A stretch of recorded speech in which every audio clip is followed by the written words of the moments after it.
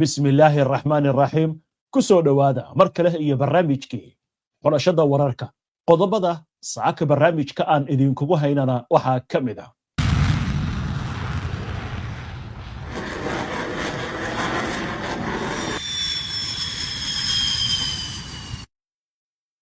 Netanyahu ayaa si adag ugu digay Iran haddii ay weerar ku soo qaado Israa'iil in ay la kulmi doonto jawaab adag hadalkan ayaa imaanaya xilli gobolka xiisadiisa ay sii xoogaysanayso dhankiisa abaanduulaha ciidamada Israa'iil oo sheegay in ay geli karaan dagaal lama filaan ah oo si kadasa ku bilowda Erdogan oo isna si cad u sheegay in ay ka hortagi doonaan damaca Israa'iil ee isballaarinta iyo qoriga dabka leh ee ay la wareegayso Imaaraadka Carabta iyo Hindiya ayaa kala saxiixday heshiis difaac iyadoo khilaafka Sacuudiga iyo Abu Dhabi uu sii ballaaranayo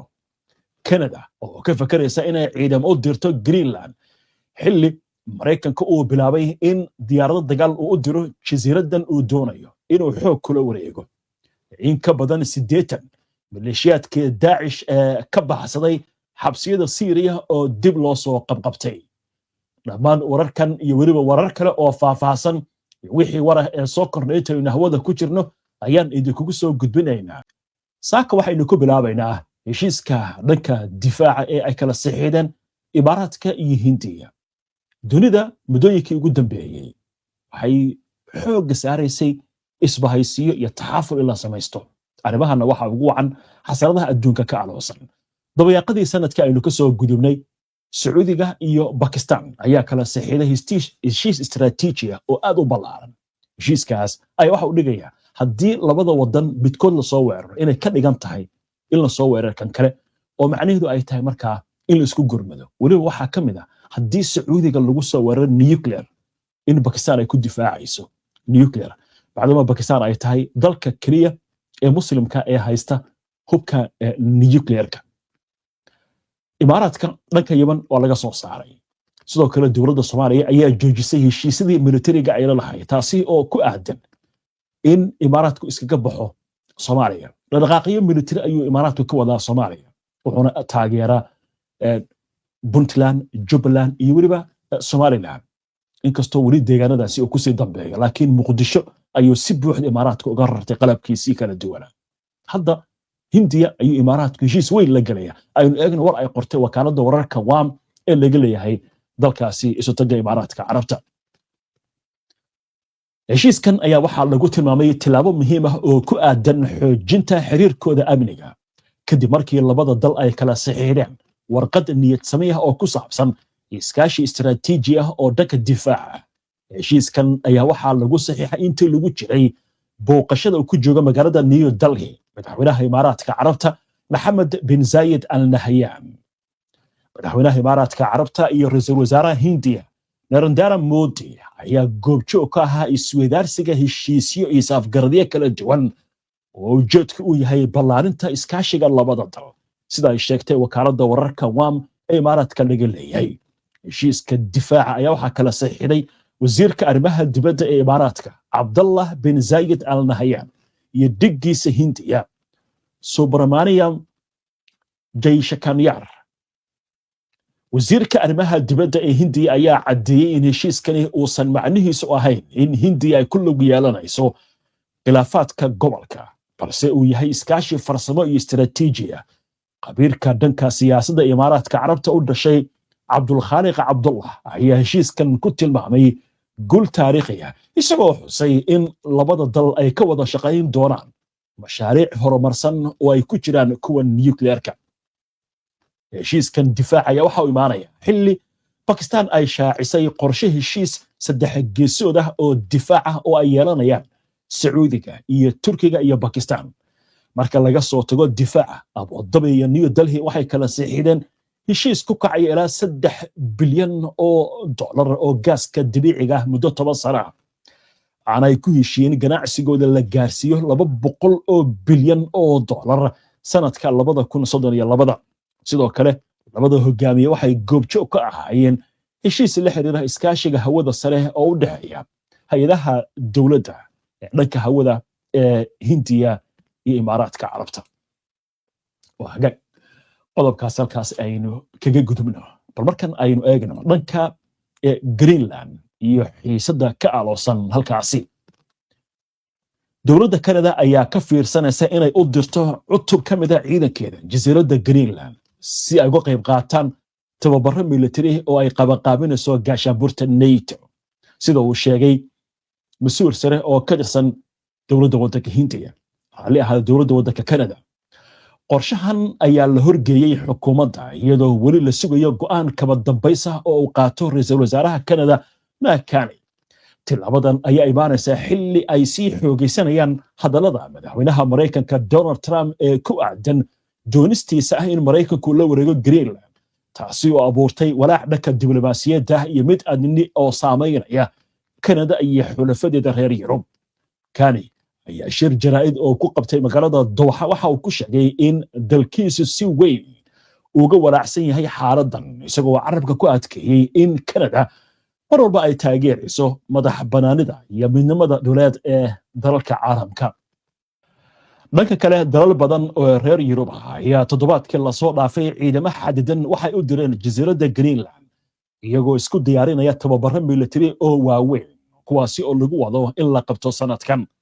tilaabooyinkan ayaa qayb ka ah dadaalada lagu xoojinayo joogitaanka NATO ee gobolka Arctic isla wararkan xogayaha guud ee gaashaanbuurta NATO Mark Rutte ayaa sheegay in isbahaysiga uu sii wadi doono wada shaqaynta uu la leeyahay Denmark iyo Greenland si loo adkeeyo amniga gobolka sidoo kale hogaamiyaasha Yurub ayaa ku baaqay shir degdeg ah oo ay isugu yimaadaan toddobaadka soo socda si looga arrinsado jawaab midaysan oo laga bixiyo tilaabooyinka iyo hadallada Mareykanka sida uu shaaciyay madaxweynaha golaha Yurub Antonio Costa isla warar arrimahan la xiriira taliska wada jirka ee ciidamada Mareykanka iyo Canada ee loo yaqaan NORAD ayaa xaqiijiyay in diyaarado military ay gaari doonaan Greenland iyagoo ka qayb qaadanaya hawlo horey loo qorsheeyay kuwaasi oo lagu xoojinayo iskaashiga difaac ee Mareykanka uu leeyahay Canada iyo boqortooyada Denmark hagaag wixii warar ee arbahaasi ku soo kordha waynu arki doonaa xagga Israa'iil iyo Iran xiisada ka dhex aloosan oo warar ka soo kordheen haddii aynu qoraansanno taliyaha guud ee ciidanka Israa'iil Eyal Zamir ayaa xalay ka shaqeeyay in ciidamadu si buuxda ay isugu diyaarinayaan suurtagalnimada dagaalkadiisa isagoo ballan qaaday in Israa'iil ay adeegsan doonto awood dheeraad ah oo ku tilmaamay mid aan horey loo araga si looga hortago qatar kasta oo lagu soo qaado dalka hadalka Zamir uu jeediyay ayaa waxa uu yimid isagoo booqasho ku joogay taliska difaaca gudaha xilli ay sii kordhayaan xiisadaha u dhaxeeya Israa'iil iyo Iran wuxuu sheegay in Israa'iil ay wajahayso hanjabaado ka imaanaya jihooyin kala duwan sida hadalka uu dhigay laakiin taliska difaaca gudaha uu yahay mid tababaran heegana isla markaasna diyaar u ah inuu ka jawaabo weerar kasta oo lagu soo qaado gudaha Israa'iil si loo badbaadiyo nolosha rayidka Zamir ayaa intaasi ku daray in ciidanka Israa'iil ay leeyihiin qorshe difaac oo dhammaystiran dhammaan xaaladaha suurtagalka ah isagoo si toos ah u tilmaamay in Iran ay tahay qatarta ugu weyn wuxuuna yiri waxaynu isticmaali doonaa casharadii laga bartay dagaalkii bishii June 2025 kuwaasi oo sheegay si buuxda loo qaatay isla markaasna taas lagu salaynayo diyaar garowga dagaal lama filaan ah dhankiisa ra'iisul wasaaraha Israa'iil Benjamin Netanyahu ayaa ka digay in haddii Iran weerar ku soo qaado Israa'iil ay la kulmi doonto jawaab aad u xooggan wasida dalka u dhigay dhacdadan ayaa imaanaysa iyadoo cadaadiska Mareykanka iyo Israa'iil ay saarayaan Tehran uu sii kordhayo halka Iran Mareykanka ay ku eedeynayso in cunaqabateyn iyo cadaadis uu adeegsanayo si qalalaase iyo faragelin military uga sameeyo gudaha dalka waatahay warkaas intaas aynu kaga gudubna waxaan u gudbaynaa goordhow warar la xiriira Erdogan oo Israa'iil ku eedeynaya in qori dab leh ay la wareegayso isla markaasna ay isbalaarinayso laakiin ay ka hortagi doonaan warar la xiriira dhanka Syria iyo waliba qodobo kale ayaynu u gudbay Mareykanku wuxuu doonayaa Turkiga inuu qayb ka noqdo ciidamada la geynayo Mareykanka Gaza laakiin Netanyahu wuxuu taagan yahay Turkiga iyo Qatar ma arki karo Mareykankuna uu ku khilaafay arrimahan haddaba aynu eegno war goor dhaweeto warbaahintu ay soo toortay ra'iisul wasaaraha Israa'iil Benjamin Netanyahu ayaa mar kale ku celiyay diidmadiisa ku aadan in Israa'iil aysan aqbalayn in ciidamo ka socda Turkiga iyo Qatar lagu daro waxa loo yaqaan ciidanka xasilinta ee la qorsheynayo in loo diro Gaza. Netanyahu ayaa ka shaqeeyay in arrintan ay ka dhalatay sida hadalku yiri kala aragti duwanaansho u dhaxeeya Israa'iil iyo Mareykanka ee ku saabsan mustaqbalka maamulka Gaza. isagoo ka hadlayay kulan baarlamaanka Israa'iil oo yeeshay, Netanyahu wuxuu cadeeyay in aysan jiri doonin wax askar ah oo Turki ama Qatar ka socda oo soo gali doona Gaza, isla markaana Israa'iil ay ku khilaafsan tahay xulafadeeda Mareykanka cidda fulin doonta qorshaha uu soo bandhigay madaxweynaha Mareykanka Donald Trump ee ku aadan maamulka Gaza dagaalka kadib. toddobaadkii hore aqalka cad ayaa shaaciyay in la dhisay golo fulineed oo loogu talagalay Gaza, kaas oo hoos imaanaya waxa loogu yeeray golaha nabadda ee uu hogaamiyo Trump. golahaasi waxaa ka mid ah wasiirka arrimaha dibadda ee dalka Turkiga Hakan Fidan iyo diblomaasi reer Qatar,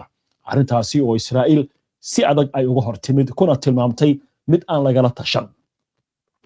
hadallada Netanyahu ayaa waxa imaanayaan xilli la doonayo in loo gudbo wejiga labaad ee heshiiska rasaas joojinta Gaza, kaasoo ay ku jirto hubka dhigista lagu sameeyo Xamaas, bixitaanka si tartiib ah ciidanka Israa'iil iyo suurtagalnimada in la geeyo ciidamo caalami ah oo xasilina Gaza. ilaa hadda lama cayimin dalalka ka qayb qaadan doona arrinkan. isla wararkan, hogaamiyaha mucaaradka Israa'iil Yair Lapid ayaa si adag u weeraray ra'iisul wasaaraha Israa'iil Benjamin Netanyahu intii ay socotay dood baarlamaanka Israa'iil uu yeeshay, isagoo ku eedeeyay Netanyahu inuu ku guuldaraystay maareynta xiriirka Israa'iil iyo Mareykanka iyo sidoo kale qorshaha mustaqbalka Gaza dagaalka kadib. Lapid ayaa sheegay in fashilka siyaasadeed ee Netanyahu uu sababi karo in Israa'iil dib ugu laabato dagaalka qarxa Gaza, isagoo xusay in natiijada ugu xun ay tahay in Xamaas weli ay ku sugan tahay Gaza iyadoo haysata ilaa iyo 30,000 oo dagaalamayaal ah sida uu yiri. wuxuu ku eedeeyay Netanyahu inuusan wax saameyn ah ku lahayn go'aamada Mareykanka,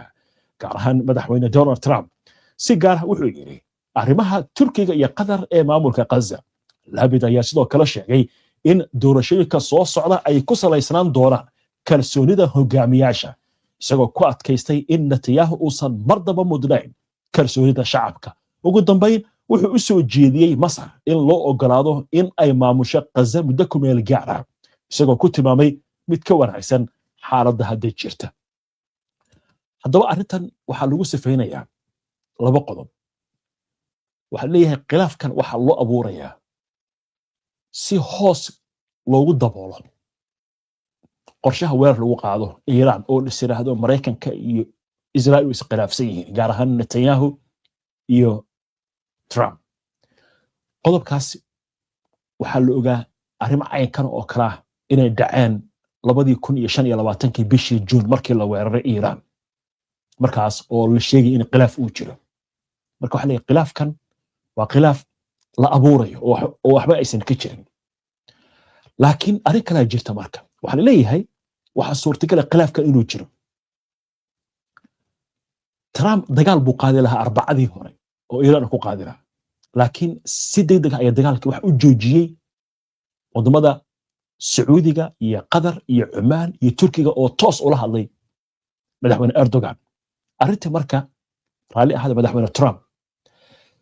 marka waxa leeyahay wuu maqlay warkaas, dagaalkii wuu joojiyay.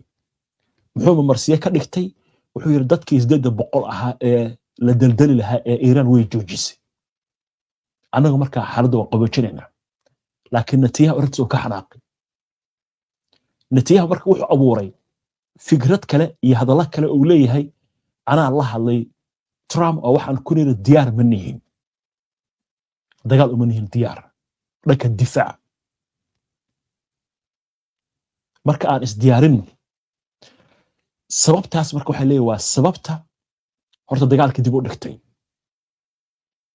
in wadamada ay la hadleen Trump. Netanyahu marka waxa leeyahay sheekadan ah diyaar ma nihin waa sheeko uu abuurayo oo kaga hortegayo in Trump uu dhageystay warkii Erdogan iyo Mohammed bin Salman iyo amiirka Qatar iyo suldaanka saldanada Cumaan. arrintii marka maxay dhalaysaa marka? Israa'iil marka way ka xanaaqday arrintii sheekadan Syria ka socota iyo Lindsey Graham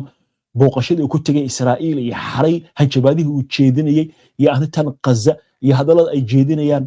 wasiirada magaalka adag wasiirka amniga qaranka Itamar Ben-Gvir iyo wasiirka maaliyadda Bezalel Smotrich waxa leeyahay waa arrin loogu talagalay Trump in la carqaladeeyo qorshaha uu wato annaga Soomaalida maqli waayeen soo Iran maada weerari waayeen annaguna waxaan qasaynaa Syria Gazana waan qasaynaa dagaalkan ku laabanayna waxaan ka hortagaynaa arrinka ku saabsan in ciidamo la geeyo waxa loogu yeero golaha nabadda maamulka loo sameeyay Mareykanka Gaza dhamaan arrimahaas oo bay doonaysaa marka Israa'iil inay carqaladeyso ilaa Trump uu aqbalo weerar lagu qaado Iran maxaa kale ka hortagay weerarka dabcan barnaamijyadeena waa la socoteen la soo dhaafay waxa jira qodob muhiim ah Iran wacad bay waxay ku martay dhammaan saldhigyada Mareykanka inay ololi doonaan danaha Mareykanka ee gobolkana ay ololi doonaan saraakiil ka tirsan waaxda gaashaandhigga ee Mareykanka ayaa toos wax ugu sheegeen Trump caqabadaha ka imaan kara arrintan gaar ahaan Iran weerar ay qaado arrintu marka ma aha oo kaliya Mareykanku inuu dhageystay wadamadan Carabta iyo Turkiga dantiisa ayuu soo kala arkay Iran waxay taagan tahay dhammaan saldhigyada Mareykanka waan gubaynaa iyo danaha gobolka uu ka leeyahay marka dad badan oo ka tirsan maamulka Mareykanka waxay leeyihiin maxaan Israa'iil danteeda ugu dhimanaynaa qodobka kale wuxuu yahay waxa la Iran xitaa hadii la duqeeyo meesha in laga saaro uma badna hoggaanka Iran banaanbaxayduna kama saari karaan weerar lagu qaadan lagaga saari karo meesha hoggaankan Iran Mareykanka iska wadaaba leeyahay ciidamo inuu u diro Iran fiidnaa wixii ka dhacay waxay noqonayaan qarsa leeyahay marka sheekada marka hadda ku saabsan Turkiga iyo Qatar oo hadda soo nooleeyay Netanyahu waa arrin uu kula gorgortamayo Donald Trump sidaas ay khibradu leedahay waxay ku soo kordha waynu arki doonaa وهاجان بالحق سوريا أينو أجن ور أردوغان كسو يرانا وينو إيمان دوناية وزارة أرمها جودها سوريا أيها معناتها واحد كنا واقضي إلا قبتي سديتني كوح من هذا كترسن كوح داعش كواسيو كبح حسدي حبس كيالا قبل الهزاكا كاس أو هوس إيمان هي عندما ده كرديين تا SDF بعد شذا أيات تمد كدب إسكور ماضية ودحية عندما ده الدولة داعية ميليشيات اللي حريرين SDF أو كنعي حبس كله كيالا مجرد الرقم wasaaraddu waxay sheegtay in 120 dagaalamayaal ay baxsadeen isla markaasna cutubiyada ciidanka iyo kuwa gaarku ay galeen magaalada Al-Shaddad si ay u baaran aagaas loo soo qabto firxadka kooxda Daesh ee baxsatay isla war arrimaha Syria la xiriira madaxweynaha Turkiga Recep Tayyip Erdogan ayaa sheegay in xilligii argagixisada gobolku ay dhabaatay isagoo ku eedeeyay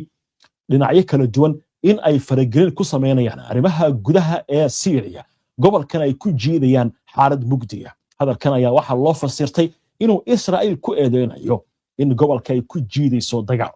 hadaladan ayuu jeediyay kadib kulan ka dhacay madaxtooyada Ankara oo shir gudoominayay Erdogan oo ay yeesheen golaha wasiirada ee Turkiga Erdogan ayaa carabka ku adkeeyay muhiimadda ay leedahay in si buuxda loo hirgeliyo heshiis xabad joojin ah oo dhexmara dowladda Syria iyo SDF madaxweynaha Turkiga ayaa sheegay in Syria ay tahay dal ay wada leeyihiin dhammaan dadka Syriyaanka ha noqdeen Carabta Kurdida Turkmenka Sunniyiinta Carawiyiinta ama Duruusta isla markaasna wuxuu sheegay inaysan meelna uga banaanayn cid doonaysa inay qalalaasa ka abuurto waddankaasi waxaana uu sheegay loo baahan yahay in dadka Syria ayahooda ay ka tashadaan qodobkaas ayaa ugu dambeeyay barnaamijkii inta ayaan ku soo gabagabeynayaa barnaamijka waana ku mahadsantihiin daawashada barnaamijka si aad ula socoto wararkan iyo barnaamijyada iyo macluumaadka aynu soo gudbino haddii aad ka cusub tahay baraheena bulshada amaba horay aadan ugu xirnayn hadda ku soo biir waa inoo barnaamijka xiga insha Allah inta ka horeysa nabadgelyo